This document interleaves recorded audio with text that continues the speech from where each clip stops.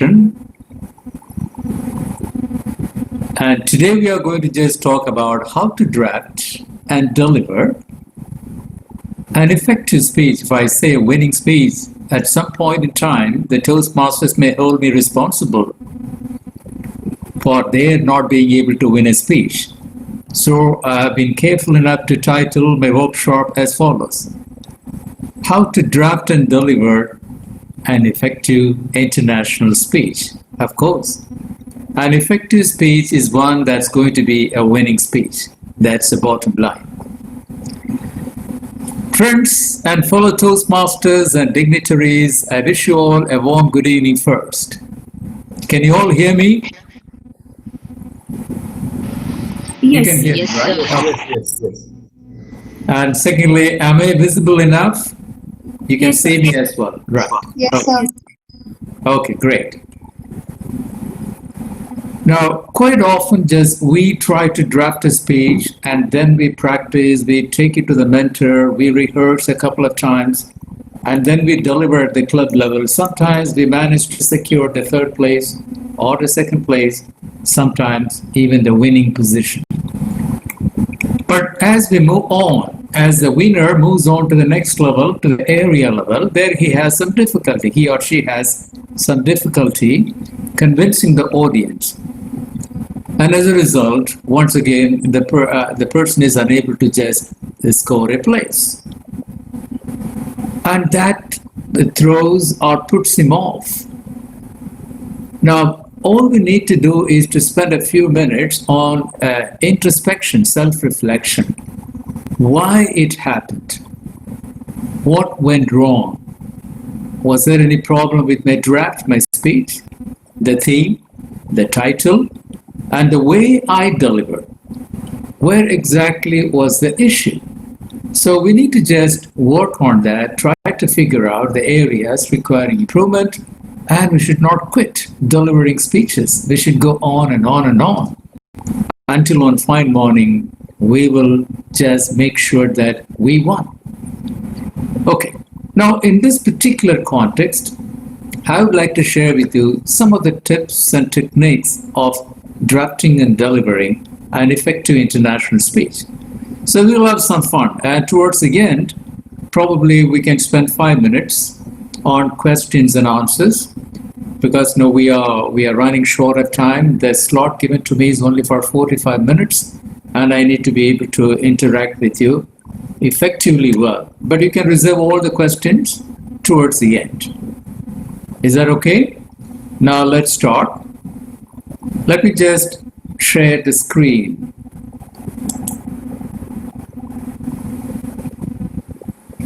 Oh, there is a bit of a problem. Wait.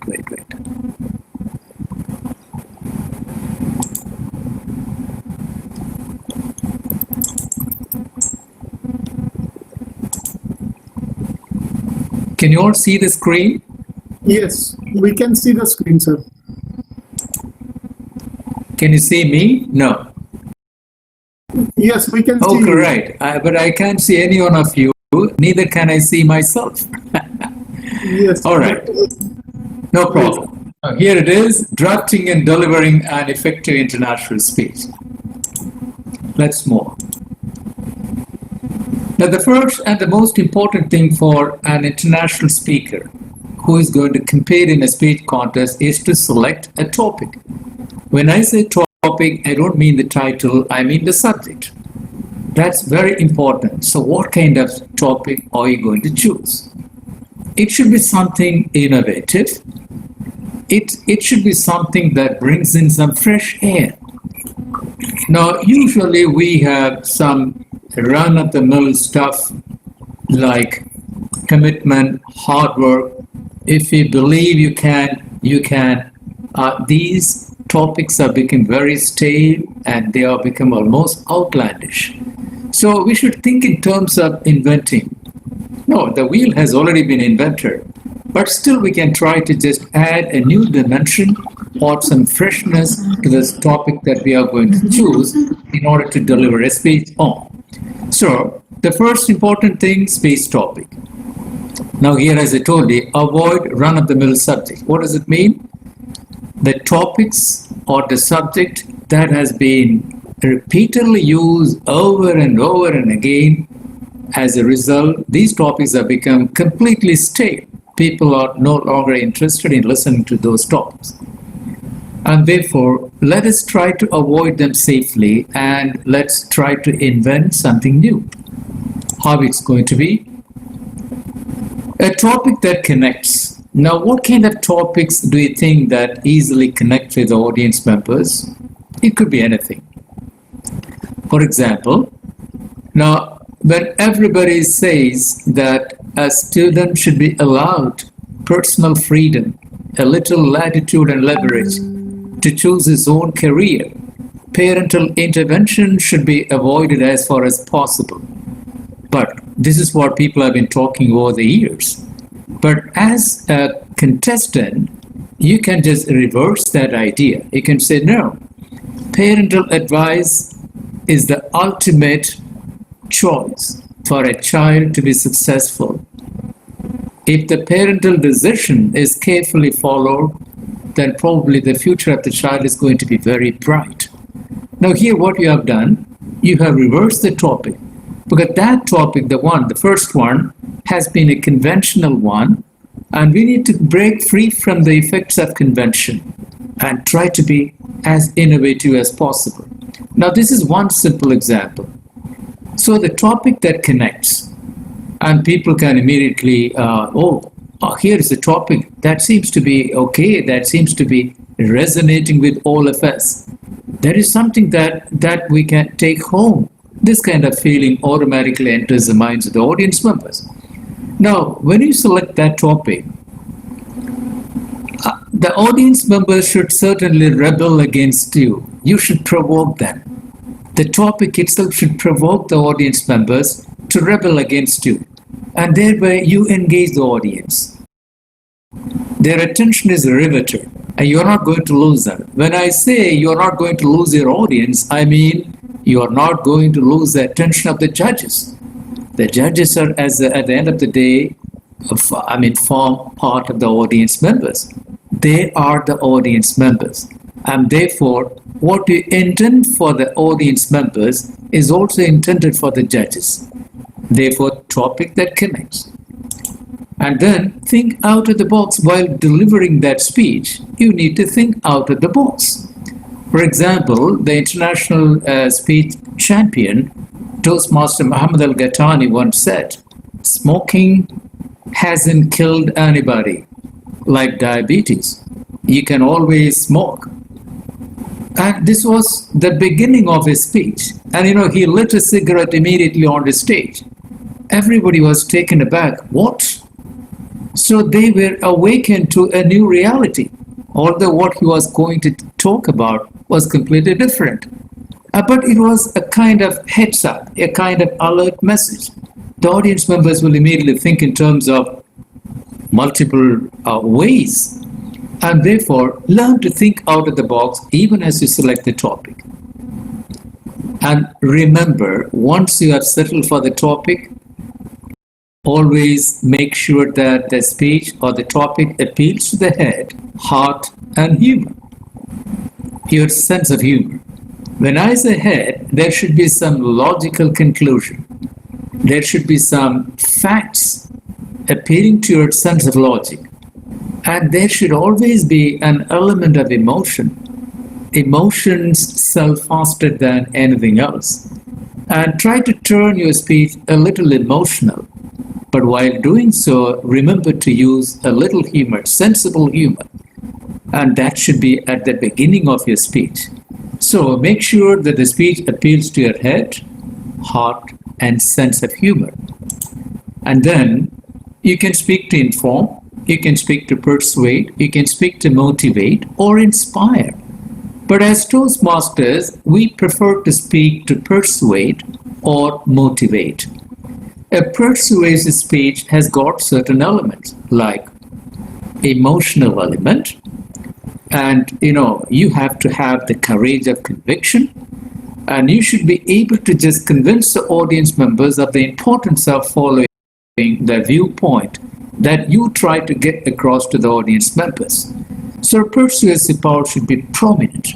And for that purpose, you have to think about a very convincing, compelling personal story.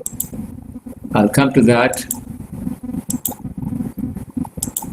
Now, having settled for a topic, a subject, now you need to think about the introduction. You should work on the introduction. You should always announce the arrival. Arrival, how do you announce the arrival? By bringing in a quote, a couple of lines, maybe sharing with the audience members an event, or you can ask a question. You know the did you know formula? You cannot just ask an open-ended question. That's a waste of time. A yes or no question, or a simple question just to have a show of hands. For example, did you know that the world has lost 100,000 people in the last 24 days to Corona? No, did you know? This is a formula. And there will be a yes or no response. Sometimes there will be no response. So this is an easy way to connect with the audience, to hook the audience. We call it an attention getter or a hook. That's very important. You have to announce your arrival with any one of these. You have to draft. Then set a background and let the audience have a glimpse of what you are going to talk about. Set the background means you let the audience members have a glimpse of your main idea. You are going to make a point. Around this area, you are making your point pretty good. And the audience members will sometimes understand partially, sometimes absolutely fully what you are going to talk about in the body of your speech. Setting the background, that is, letting slowly the audience members know what you are going to talk about.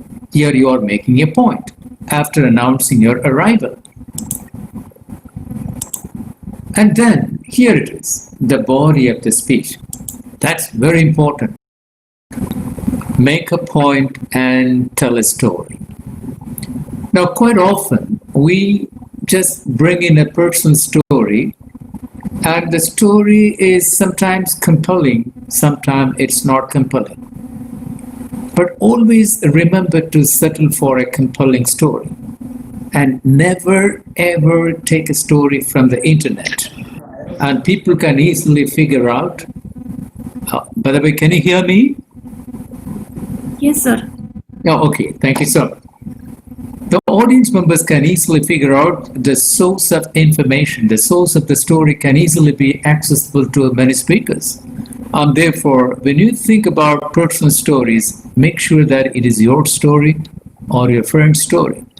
It doesn't necessarily need to be always your own story. It could be your wife's story, your grandfather's story, your father's story, your uncle's story, your little boy's story, anybody's story that connects, that resonates. And the story has to be a compelling story. And the characters have to be very memorable. If you have at least 3 or 4 characters, those characters should be memorable. Memorable means when the audience members go home, they should remember those little characters. So the story will be well received if you work on the characterization. It should never ever be a monologue. A monologue is one that is delivered by the speaker. He goes on and on and on and on. It is monotonous. But you should always bring in situations where there is a dialogue taking place between 2 characters, or maybe a conversation among a group of people. So you should try to just sample a conversation. You should role model a character. That's very important. And that gives you an opportunity to modulate your voice and to bring in a voice variety, vocal variety. So make a point and tell a story. The story should be an emotional story with memorable characters, and these characters will certainly be well received. Personal story preferred, I told you, employs storytelling techniques. What do you have to do? Now here you can use the internet. Now if you just Google in Very quickly, storytelling techniques. Immediately you get hundreds of points. Select 5 points. You don't need to select all the points that you find in an article or a story. So storytelling technique is very important. You know how to tell a story. You know, you have already told bedtime stories to your little kids or to your friends, or you may have listened to your grannies telling stories to you before you went to bed. And therefore remember those techniques. Work on suspense, work on characters, and many more things. The tone of the story should tell what you're really meaning, what you're really emphasizing in the story, the very tone. So when you just bring in a person's story, try to employ some storytelling techniques. That's very important.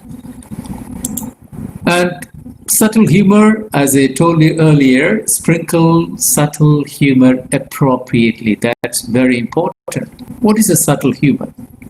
For example, let me give you a simple example. I talked about an evaluator. Well, my speech was all about how some evaluators evaluated my speech. Just for the sake of evaluating, I did not have any, takeaway from their evaluations. That was the main idea of my speech. And in one of the areas, I said, the evaluator didn't speak, but his body did. This is subtle humor. And the audience members laughed immediately. I just wanted to tell the audience members that the evaluator who was going to evaluate me was very nervous. And then he made a recommendation that I was nervous, the speaker was nervous. He told me that the speaker was nervous, all nervously. So here, I tried to use some subtle humor. I didn't openly say, but I said in an implicit manner. So learn to use subtle humor. That's very important. It's not like cracking a joke, telling everything to the audience members. Use subtle humor. And then reinforce your point, citing another example, of course, that you know. That means go in for a parallel. That parallel should be short but sweet. It shouldn't be as long as the main story. The main story should be long enough, maybe at least for about 3 to 4 minutes, but the parallel should not be that long as the main story. It could be a well-known personality or an event. When you talk about the well-known personality, you think about a contemporary. If you don't find a contemporary means, well, the personality or the people living around the same time as we are. Now, in the 21st century, there might be some great leaders working for the community, reaching out to community members. You can just cite their examples. Or if you run out of ideas, you can always bank on great leaders like Nelson Mandela, etc. Therefore, the idea is make sure that the parallel is short and sweet and exactly integrated with the main story. And your main story should reflect the parallel, and the parallel should reinforce the main story. That's very important. Now, in the body of the speech, this is very, very important. Now we are moving towards sharing and discussing and talking about some techniques of how to turn a quality speech into a winning speech. Do you still remember the winning speech at SATAC, in the recently concluded SATAC conference? You know the speaker, but I don't remember the triad. What's a triad? A triad is a group of 3 expressions, 3 words. 3 words. I came, I saw, I conquered. Is a long expression. Okay? A group of 3 sentences put together to form a triad. You don't need to go for such triads. Short triads are okay. A group of 3 words, but you should use them repeatedly. Use at the end, at the beginning. You used, for example, somewhere at the beginning of the body of the speech, in the middle of the speech, during the parallel, and at the end. So at least 5 times you need to use the refrain. A triad should be used as a refrain. What's the refrain? A repeatedly used phrase or a clause or a group of words or a single word. For example, you know Ed Tate, the 2003 world champion, 2013, I think. Now, throughout the speech, he used the refrain as follows. If not me, then who? If not now, then where?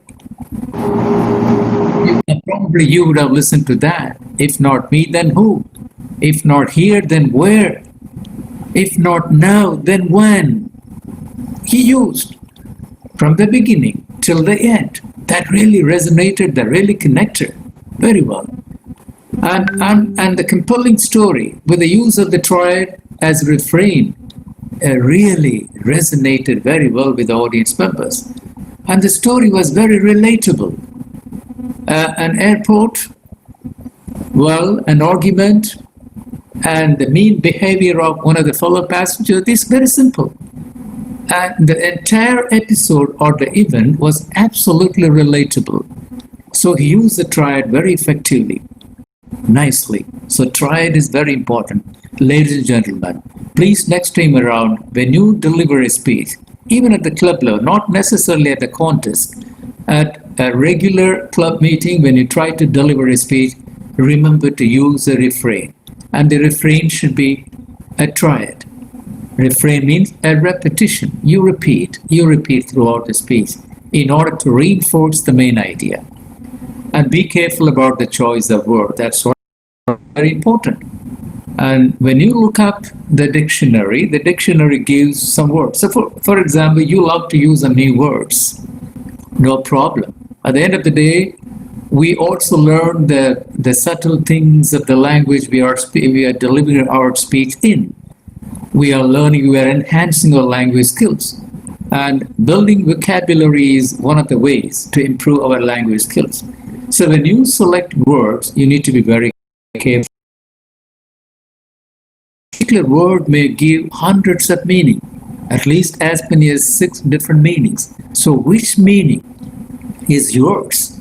So you have to look up the dictionary when you use a new word unknown to the audience members. And if you can give a little meaning or interpretation or a paraphrase of the new word or a sentence or a phrase, it will be a good idea. Avoid unknown phrases, avoid idiomatic expressions unless they are known to the audience member. Simple, for example, high and dry. He left me high and dry. The meat of the matter. These are some of the simple idioms that Toastmasters usually know. But when you bring in something very difficult, make sure that the audience members are on board, coming along with you. Avoid long sentences. Try to go for complex sentences. Like, for example, I met this person who was one of my friends in the past. Now, this is okay. It's a complex sentence. You don't need to build only simple sentences, subject, verb, object. You can go for complex sentences, but do not go for long sentences. That's very important. And what should be the size of your speech? The length, I mean the word count. It shouldn't be more than 750 words. If I were you, if I want to deliver very effectively, I shouldn't have more than 700 words. And what will be your pace? The pace, 120 words per minute. 120 words per minute. When you deliver the speech, just make sure that your mentor or one of your friends listens to you. And then you also count the words and the time you take. If you can finish exactly in 6 minutes, 30 seconds, you're okay. So the more than 750 for simple reasons that you have to live your speech. You're not delivering a speech, you are living a speech, right? For that, it takes time.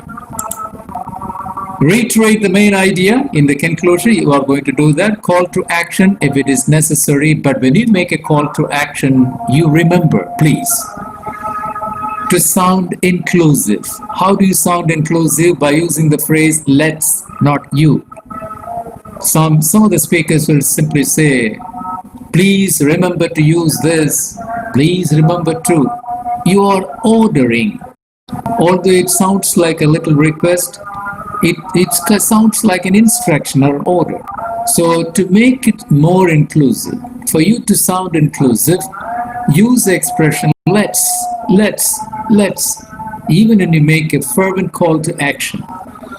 Bring in the title while concluding. Another important thing, bring in the title at the concluding part of your speech. For instance, the title is Random Acts of Kindness. Okay, Random Acts of Kindness.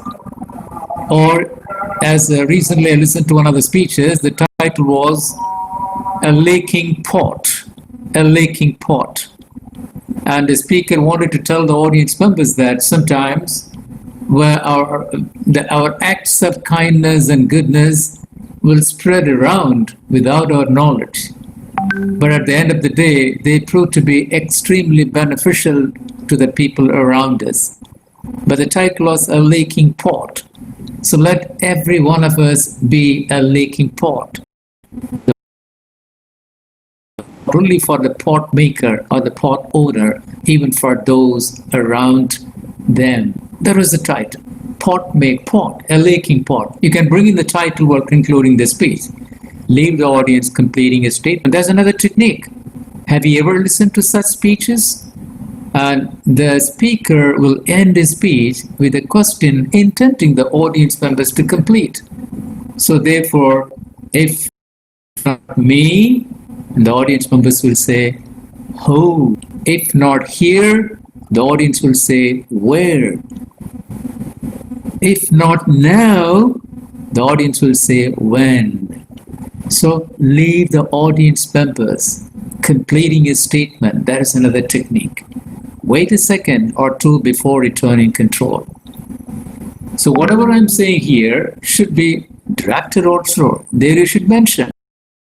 Towards the end, wait a second. Put it within brackets. Okay, now I'm going to leave the audience to complete a statement. You mentioned that on your draft. All right, call to action. I'm going to be inclusive. I'm not going to say you, I'm going to say let's, and so on. Everything that you are going to talk about should be mentioned on the draft. Your draft is your speech, and you are going to live your speech. So draft is the base, and you deliver the speech, and audience members will have a beautiful takeaway. Delivery, be enthusiastic. I told you, enthusiasm, even if you are nervous, convert your nervousness into enthusiasm. Okay? Be enthusiastic. For that purpose, you need to live your speech. What's the difference between delivering and living a speech? You really tell a story to an anxious or eagerly waiting group of audience members. They are going to listen to your story. And here you are. You're not going to disappoint them. And for that purpose, you bring into play all the techniques, all the tactics, all the tips that you have learned from senior Toastmasters or great champions. Bring all of them into play, and thereby you can live your speech. Appropriate voice volume and vocal variety, you know that. You don't need to shout your lungs out.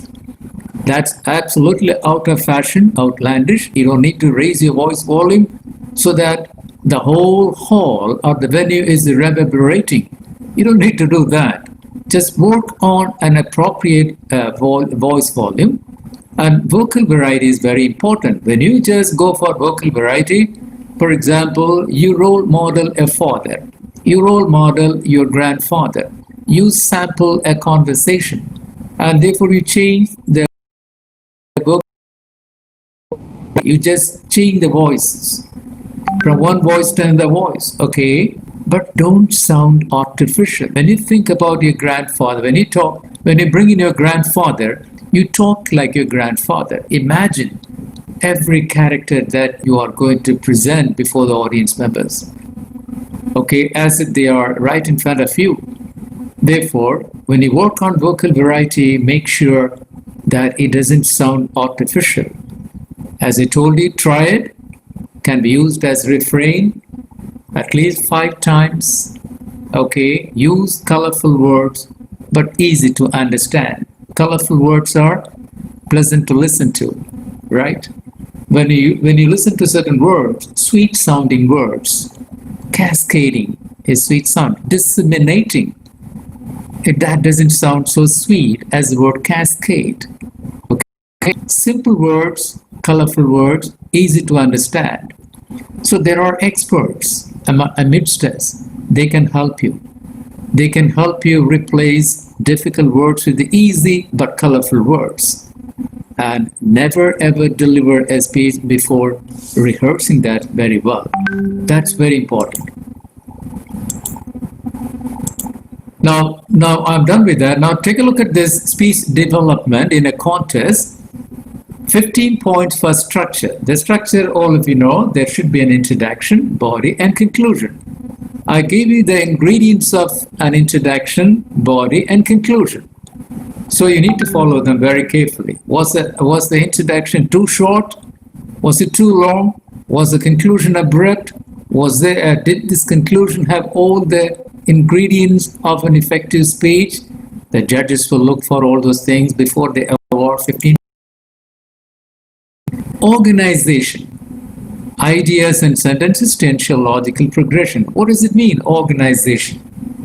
Every word, every sentence, every phrase and expression that you use should just be part of this logical progression. There should be no roaming away, no deviation, nothing that doesn't fit in. Sometimes, out of our enthusiasm, we bring in something to fit that into the speech, but that stands out, that doesn't fit in. So every word, phrase should be absolutely aligned with the main idea of your speech. And it should logically progress towards the climax, then the anticlimax. You end, then you come down to the conclusion. Beautifully, it should be like a pyramid. So if you achieve that, there is all. And then you have support material. If you want to have visuals, solid props, only if necessary. But sometimes visuals are not necessary. But if you feel that you need to have a visual, you keep it ready, but make sure it is absolutely appropriate and it is completely removed from you, from your hands, and preferably from the stage right after its use. You require it for 30 seconds. Right after this 30 seconds, just get rid of it. All right? Visuals are solid props, if necessary. Effectiveness means the achievement of purpose. This is 15 points. Speak to inform. Did you really speak to inform? Or you have selected to motivate the audience members? Did you really persuade the audience members to adopt your viewpoint? Did you just bring in a compelling story? Did you really members? Normally we don't inspire. Inspirational addresses or talks are delivered by great leaders. But we are not great leaders now yet, not political leaders. So we basically speak to motivate and persuade. Did we do that? The audience members will just listen to your speech. And then they will, the judges will listen to your speech, especially in a contest, and figure out very easily whether or not you're able to motivate or persuade the audience members. And then interest, speakers' complete involvement in the speech. That's very important. Never isolate yourself from your speech. You and your speech are together into one entity. Your speech consists of 2 things, the draft and the personality, or the persona. You are the person and the persona. And you are part of the speech. You live the speech. Story. So you are completely inseparable from your speech. Complete involvement in the speech. As if you are telling a beautiful story. Okay, a husband telling a story to his wife. and the wife telling a lovely story to her husband, or the children telling a story to their parents and parents to the children. That's called interest. That you should develop. Reception, audience members, if your speech is fantastic, they will laugh, applaud, clap, and so on. And there will be little silent responses. All right, reception. So all the three factors collectively contribute to the effectiveness of the speech, 15 points. And then, of course, elements of emotion that will also add to the effectiveness. I don't need to repeat that. You need to work on emotions very carefully here. Only one thing I would like to caution you against: do not bring in emotions around mothers. No, people talking about mother's sacrifice, mother's commitment, mother's hard work, her love and affection, but that has become a little outlandish. You can bring in a father, a grandfather, maybe a little girl, and so on. That will work. And also don't use expressions like the tears trickle down my cheeks, and people immediately look down, audience members will look down, because they think that we are not what we appear to be. We are trying to over dramatize. So that shouldn't happen. For example, you can simply say, his eyes turned moist. His eyes looked blurry. And he got misty. As one of the speakers said, ladies and gentlemen, I got misty at the movie. Watching the emotional movie, the speaker and the person got really emotional and his eyes were evident. All right? Therefore, you can just use words, expressions, but do not use words like expressions like tears trickling down, etc. Avoid them. Speech value, 10 points. Original ideas and thoughts. Originality is very important. That means, the moment the judges listen to your speech, they should feel that you are bringing some fresh air, some kind of fresh breeze, ideas and thoughts. It's not the repetition of somebody else, okay, or some other speech. You are not repeating someone else's ideas. You are thinking out of the box, something new. Logic based on facts and appealing to common sense, very important. And whatever you say should certainly appeal to common sense. People should figure out, okay, yes, it happened in my life. It happens usually in everybody's life. So it should be logically true. There should be no logical fallacy. There shouldn't be any at all. Otherwise, people may dismiss that as simple cock and bull story. That shouldn't happen. Physical presence, looking comfortable and confident, wear a little smile. If you smile, all right, you connect with the audience. The moment you smile, you wear a little smile, you connect with the audience automatically. When the audience members smile, you become confident. Just imagine you don't smile, the audience members don't smile, and you become very diffident. You begin to suspect yourself. You are skeptical of the outcome of your speech. Therefore, your appearance is very important. When you say appearance, you are moderately dressed. You don't need to overdress. You don't need to just, attire. Be comfortable, be confident, always remember to wear a smile. Body language is very important. Use your hand gestures. And you don't need to get off the stage. You don't need to sit down on the stage. Your simple body language, controlled body language is very important. I've seen people stamping the stage heavily. And that shouldn't happen. Gentle, simple, controlled body language is very important. And the speaking area, you know that. I don't need to repeat that the stage. Voice, 10 points. Flexibility and pleasant voice. What is pleasant voice? A pleasant voice is that which conveys friendliness. The moment I speak, I should feel that there are some friends listening to me. They should also feel that I friendliness. I just spread warmth. I should be flexible and have a pleasant voice. Volume and pace, I told you, reasonably good volume. Pace, 120 words Manner, what is manner? Directness.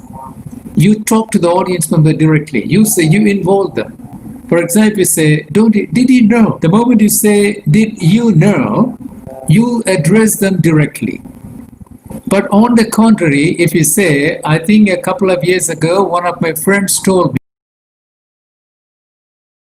that the world has blah, blah, blah, etc., you are not direct. You address the audience members directly. Did you know? Toastmaster Arul Shankar, you have heard a lot about this, haven't you? You address one of the members sitting there, and Toastmaster Swanso, directness, free-flowing and care for others.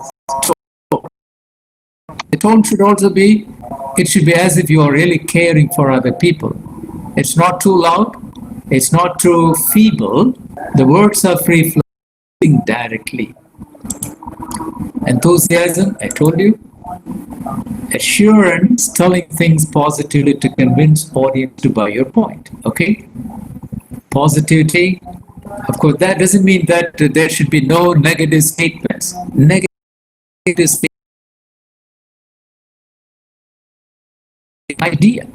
All right? For example, we should never ever. There is no audio fall from for this Professor trap. George. How long is left, sir? Sorry? No, I am able to hear. No, is there anybody who can't hear? Some voice. Oh, really? I think DT Marasu says he is not able to hear you. Toastmaster Arasu, can you hear me now? Toastmaster Arasu?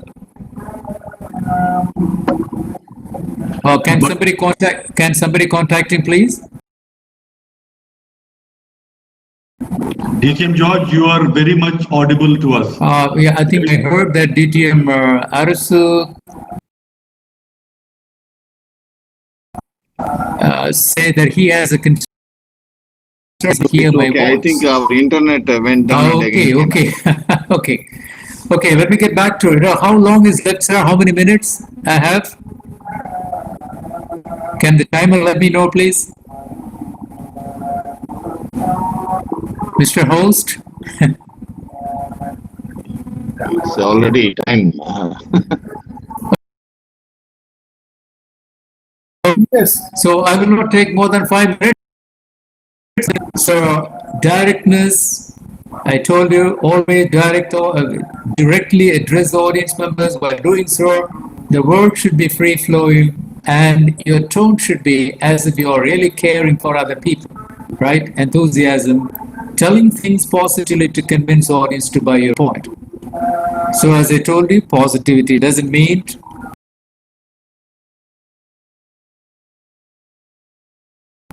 but at the end of the day, you just give them positive ideas. Appropriateness, speech purpose, what is the purpose of your speech? You will fulfill that you should always remember.